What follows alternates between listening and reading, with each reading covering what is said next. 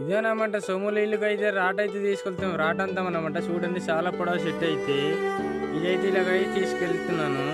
ఇదైతే మోస్తున్నాం అన్నమాట. మీకే చూపిస్తాను తర్వాత. ఇంకా కర్రలకి అయితే వాసలు అంటారన్నమాట. మేమైతే ఇవైతే మరి తీసుకున్నాం. చెట్లు అయితే కొట్టాలన్నమాట. కొట్టిన తర్వాత ఈ విధంగా అయితే ఇప్పుడే పెట్టాలన్నమాట. చాలా కష్టాలు అన్నమాట సొమ్ములు చాలు కట్టాలంటే. చూడండి ఇవైతే నేనైతే చెట్లు కొట్టి మలసి అయితే ఇక్కడ తీసుకొని వచ్చాను. ఇప్పుడైతే మరి ఇవైతే మోసుకుంటూ వెళ్తూ ఉన్నాను. ఇక్కడైతే చాలా బరువు ఉంటే దించాను అనమాట. దించిన తర్వాత మీకు చూపిస్తాను చూడండి. చాలా పొడవు ఉన్నాయి అనమాట. మరి మొత్తంకి అయితే మరి రేకులు మొయ్యాలి కదా. 10 అడుగుల రేకులు సరిపోయినట్టుగా నేను తీసుకున్నాను. కొలత పెట్టి అయితే కర్రలు అయితే మసుకొచ్చాను. తర్వాత అయితే ఇక్కడ చూడండి మరి ఈ విధంగా మరి బడతం చెక్కాలి రిపేర్ అనేది అడ్డుగా కొట్టినందుకు.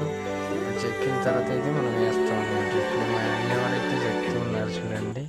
ఆ విధంగా చెక్కిన తర్వాత వాసల కర్రలు ఎక్కించి కొట్టిన తర్వాత అడ్డుగడ్డు కొట్టాలన్నమాట. అవి ఇప్పుడు ఆ చిన్న పేర్లు అవి రిపేర్ పేర్లు అని అంటామన్నమాట. మీరు ఎప్పుడైనా చూసి ఉంటే కామెంట్ బాక్స్లో కామెంట్ చేయండి. మేమైతే ఇన్ని కష్టాలు పడతానమాట. కష్టాలంటే తప్పదనమాట. మేము ప్రతిదినం చేసే పని అయితే మీకు చూపిస్తాం. వీడియో నచ్చితే ఒక లైక్ చేసి సబ్స్క్రైబ్